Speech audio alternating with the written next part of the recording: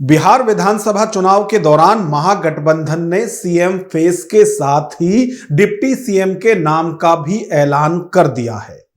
आमतौर पर सियासी दल सीएम फेस पर चुनाव लड़ते हैं, लेकिन चुनाव परिणाम से पहले डिप्टी सीएम के नाम का ऐलान नहीं किया जाता।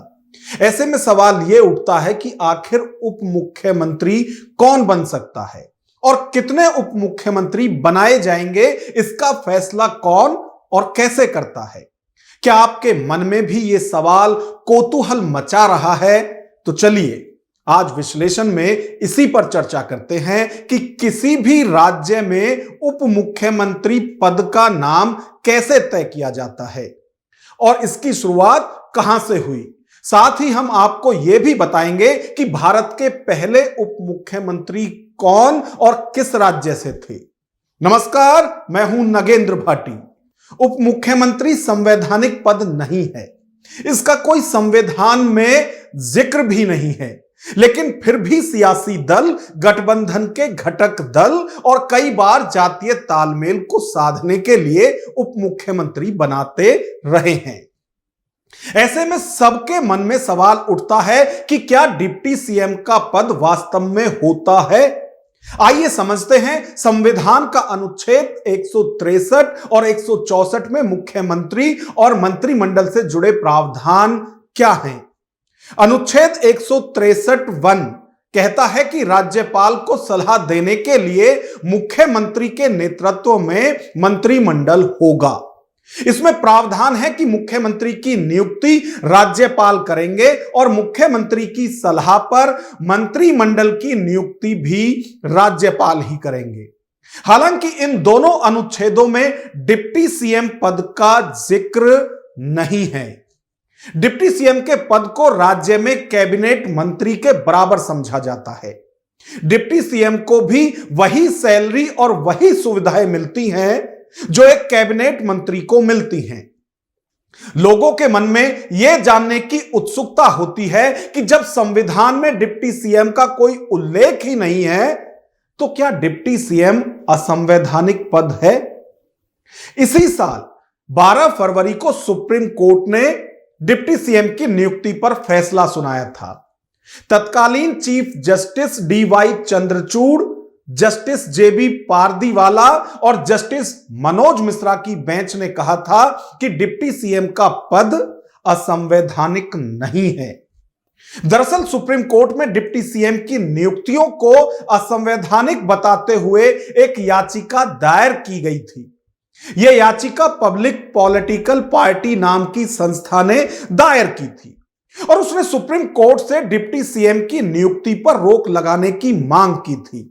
याचिका में दावा किया गया था कि संविधान में डिप्टी सीएम जैसा कोई पद नहीं है। यह संविधान के अनुच्छेद 14 समानता का अधिकार का उल्लंघन करता है। इस याचिका को खारिज करते हुए जस्टिस चंद्रचूड़ ने कहा था कि डिप्टी सीएम का पद एक ओहदा है और इससे किसी संवैधानिक प्रावधान का उल्लंघन नहीं होता। उन्होंने कहा था कि डिप्टी सीएम बनने से कोई खास सुविधा या ज्यादा सैलरी नहीं मिलती है। सुप्रीम कोर्ट ने यह भी कहा था कि एक उप मुख्यमंत्री राज्य सरकार में सबसे पहला और सबसे अहम मंत्री होता है। डिप्टी सीएम का ओहदा संविधान का उल्लंघन नहीं है। अब हम यह जानेंगे कि डिप्टी सीएम का पद कैसे आया। ज्यादातर गठबंधन सरकारों में डिप्टी सीएम का पद होता है। भारत का पहला डिप्टी सीएम अनुग्रह नारायण सिन्हा को माना जाता है। अनुग्रह नारायण सिन्हा आजादी के बाद से जुलाई 1957 तक बिहार के डिप्टी सीएम रहे थे।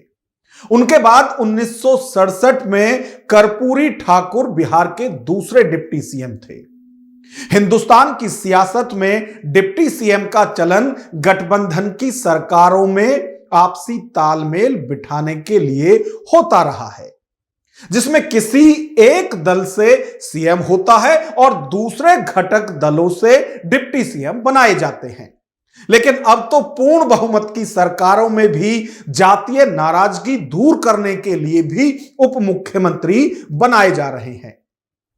सरकार में जातीय तालमेल बिठाने में और घटक दलों को मनाने में अब पार्टियां एक दो नहीं 5-5 डिप्टी सीएम भी बनाने से परहेज नहीं कर रही। आंध्र प्रदेश की जगनमोहन रेड्डी सरकार में तो 5 उप मुख्यमंत्री थे।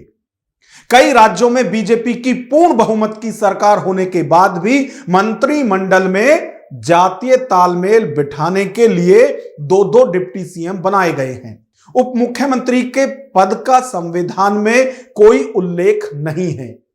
भारत की संसदीय शासन प्रणाली में मुख्यमंत्री और मंत्री ही होते हैं और जिसे मंत्री परिषद कहा जाता है।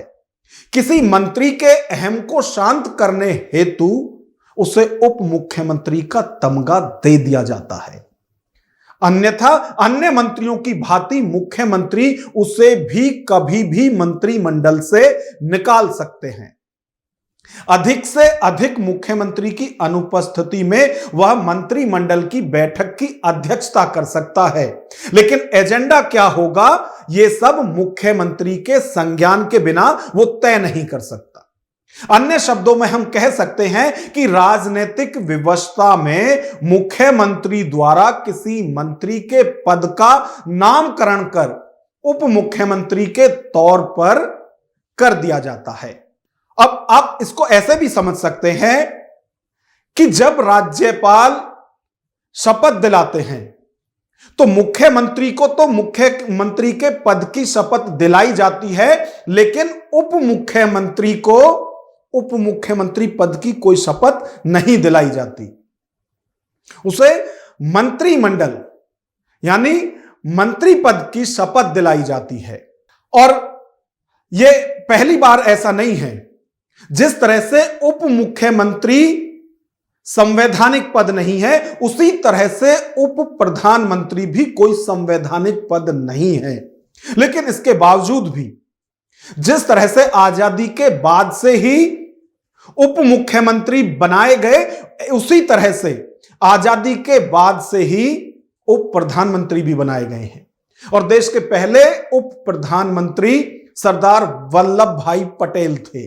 और 1989 में जब देवीलाल को शपथ दिलाई जा रही थी, जो कि उप प्रधानमंत्री थे भारत के, जब उन्हें शपथ दिलाई जा रही थी तो बार बार वो खुद को उप प्रधानमंत्री कहकर शपथ ले रहे थे, जिसके लिए उन्हें कई बार टोका गया था।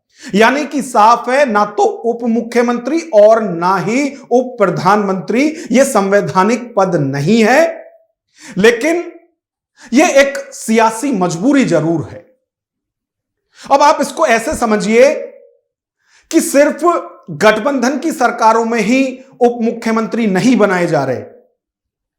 भाई, अगर गठबंधन की सरकार में उप मुख्यमंत्री बनाए जा रहे हैं तो वो समझ में आता है, क्योंकि एक पार्टी से तो मुख्यमंत्री बन गए और दूसरी पार्टी में जब असंतोष होता है, जो घटक दल है उनमें जब इस तरह की नाराजगी देखी जाती है तो उन्हें उप मुख्यमंत्री बनाकर शांत कर दिया जाता है।